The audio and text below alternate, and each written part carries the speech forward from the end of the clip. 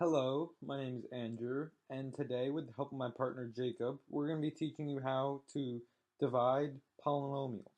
So, Jacob is going to be teaching you synthetic division, which is a much faster way to divide polynomials. And well, I'm going to be teaching traditional, which takes a bit longer, but you see the math done out, and it looks a lot better for me. So, traditional division, the basis behind it is just the way you would divide bigger numbers when in elementary school or sometimes middle school. You just put a big number in, let's say 1,203, and let's say we're dividing it by 3. So when you divide this number, 1,203, you're not looking at anything, you're not looking at the last two, you're not going to look at the 0 and the 3, you're just looking at the 12 right here, and you're trying to divide those first two terms by the 3. And obviously, 3 goes into 12 4 times. So you put that up there, and now you subtract, and you get 0. And then you carry 1 down, and you have 0 again. So obviously 0, 3 goes into 0 0 times. So now you have 3 at the end, minus 0. And then you carry 1 down, and you get 0, 3. And how many times does 3 go into 3? 1 time. So there's your answer, 401. This is basically the same way you do traditional division when you're dividing polynomials.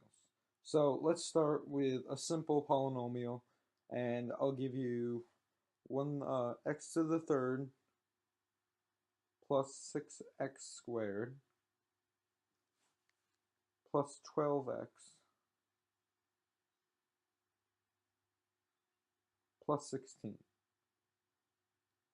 Now, not every time you're going to be given something to divide it by. Sometimes they'll just say, find the roots, or break this polynomial down. So we're going to start by just breaking this polynomial down into different parts. And the way you do that is that you look at the last value, the one without the x at the end, right here, which would be 16, and you have to find, let's see, what are the factors of 16 in this equation?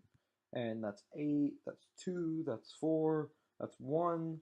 So you just pick one of those at random, and then you plug it into the equation to see if it comes up with a solution.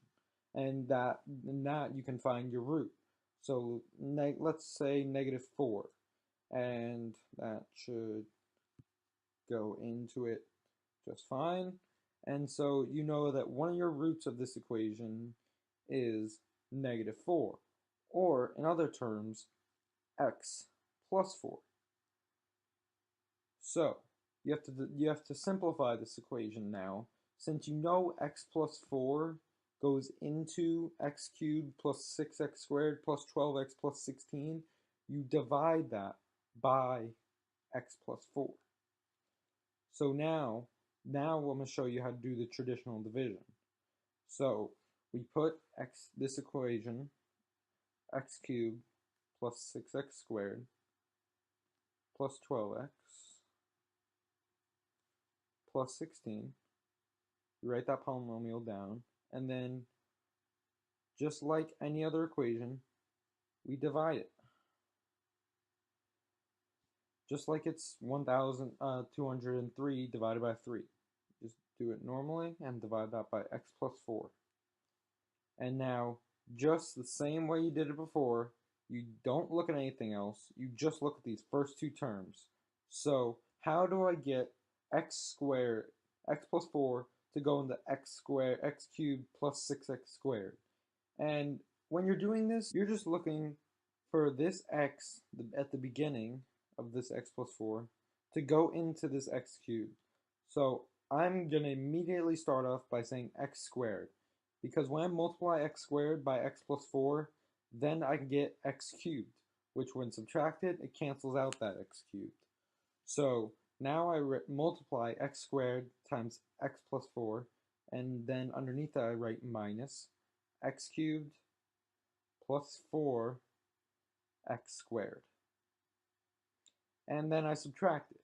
And just like I do with dividing numbers, you do subtraction, and then I pull it down, and I pull the next value down, which is 12x. So plus 12x. Now I have 2x squared plus 12x, and I'm dividing that by x plus 4.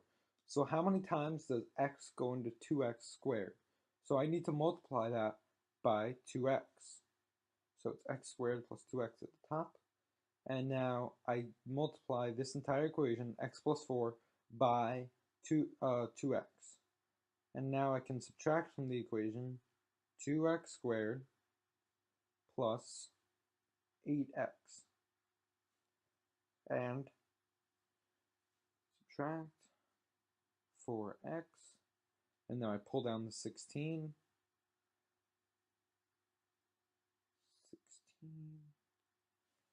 And now I have that equation. And now this is obviously, as you can tell, it's pretty straightforward. You multiply x plus 4 by 4 to get 4x plus 16.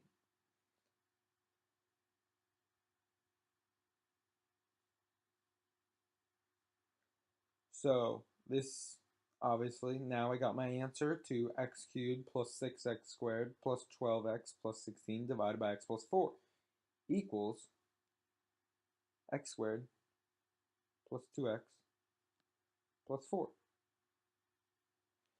Now, you may be wondering, what does this mean? Why do I need to do this? And this now simplifies your equation for you, so you can now solve for the other roots in the equation, which is a lot more simpler now that you're not dealing with 4 different terms and a cubed exponent at the beginning. Now you have something you're used to and something that you're comfortable with. So now let's talk about something worse, and that's when you have a remainder at the end. And so I'm going to take an equation for that. Let's use x squared minus 2x, x cubed, sorry, minus 2x squared minus 3x plus 12. And then since you're dealing with remainder for the first time, I'll give you something to divide by. Let's go x plus 2. So if you're given something to divide this equation by, it's not always going to fit right into the equation. And so I'm going to show you what to do when you get something like that. And so let's just put it into our... Alright, so we're doing the same thing we did last time. We know x goes into x cubed. You gotta multiply that by x squared. And that's x cubed minus plus 2 squared. When you're doing this kind of division, though, you have to be sure that your signs match up with each other, or else you can mess yourself up. See, you're subtracting, sorry, 2x squared from negative 2x squared. So it's going to be negative 4x squared, not 0. And with negative 4x squared, pull down the negative 3x, and so you gotta multiply that by negative 4x. And so now you're subtracting again from negative 4x squared plus, which is actually, oh no, it's minus, sorry, minus 8x. And so once again, watch your signs. It can be really damning for you if you're using the wrong signs or you're not paying attention to the signs, because you could end up, I don't know, making it a negative 11x instead of 5x, which is what it really is. And so let's pull down the 12. And obviously this doesn't look like it's going to come out, but let's just keep working on this. And x goes into 5x 5 times, so we add 5. And then we got to subtract 5x plus 10. And so now we get 2 as a remainder. So just like you're dealing with when you're back in traditional, you're going to have a remainder left over. So our remainder, since we're dividing this polynomial by x plus 2, our remainder is just going to be plus 2 over x plus 2. As much as you would like to simplify out those 2's, just don't. It doesn't work. You can't do that because the bottom is separate. It's got its own parentheses. So when you're dealing with a remainder, it's best to leave it as a remainder. Don't try and make it work because it doesn't. You're most likely, if your teacher if asks you for an equation and you come out with a remainder, that's because they expected you to come out with a remainder. So now you have negative 4x plus 5 plus 2 over x plus 2, and that is the same as x cubed minus 2x squared minus 3x plus 12 divided by x plus 2, of course. And so these are the same thing as well. This is just simplified form in remainder. You can't solve that any farther than you already did, so just let it be for now. Alright, we pretty much covered all the bases so far that we need to for traditional division.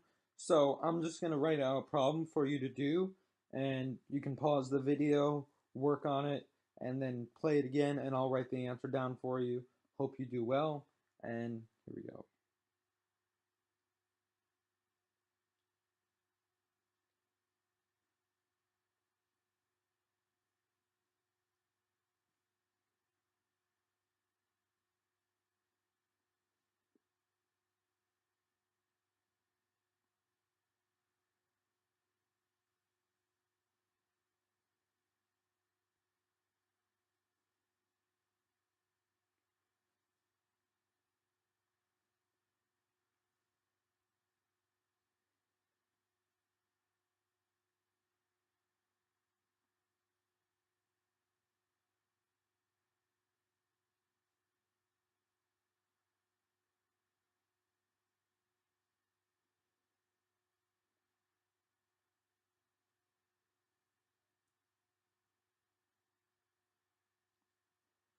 Alright, this is the final answer for that. Hope you all did well on it. Hi, I'm Jacob Gross, and in this video I'll teach you how to do synthetic division, which is basically a shorthand shortcut that can be done quickly and efficiently. The benefits of this are that it's fast, without much writing. You use simple operations like addition and multiplication. The negatives are that it can be difficult when there are large coefficients or a lot of possible x values. Synthetic division can be tricky to grasp at first, but it's really useful once you pick it up. Let's start off with a simple problem, such as 2x to the third minus 5x squared plus 3x plus 7 divided by x plus 2. So first, you want to set the denominator equal to 0 and solve for x. So the denominator is x minus 2 equals 0. So solve for x, and you get x equals 2.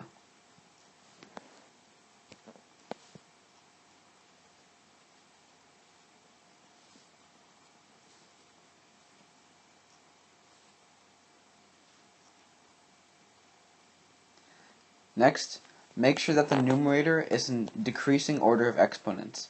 If any terms are missing, use a 0 to fill in for that term. In this expression, there aren't any terms missing, but I'll show you an example where there are. Let's say I had x to the third plus 2x plus 1.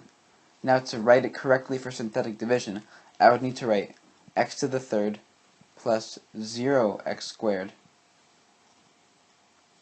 plus 2x plus 1.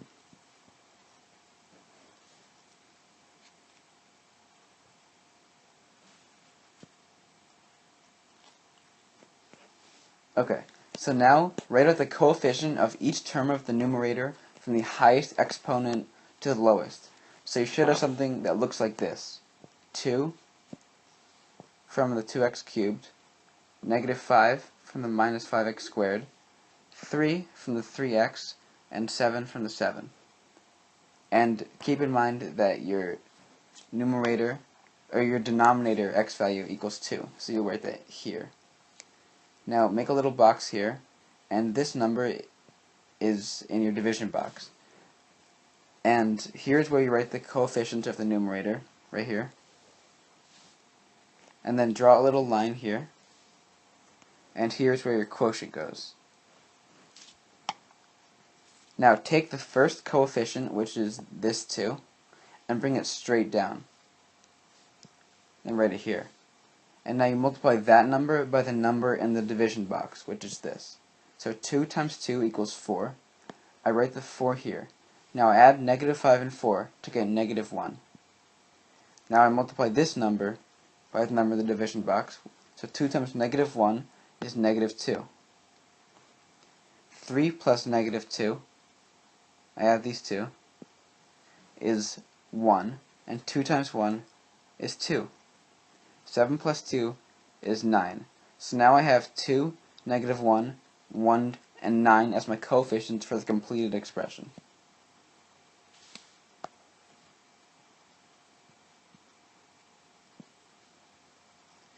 Now all I have to do is write it. And because I divided a cubic expression by a linear expression, I know that my answer has to be a quadratic expression. So I'll start filling it in. So 2x squared minus 1x plus 9 over x would be my final answer.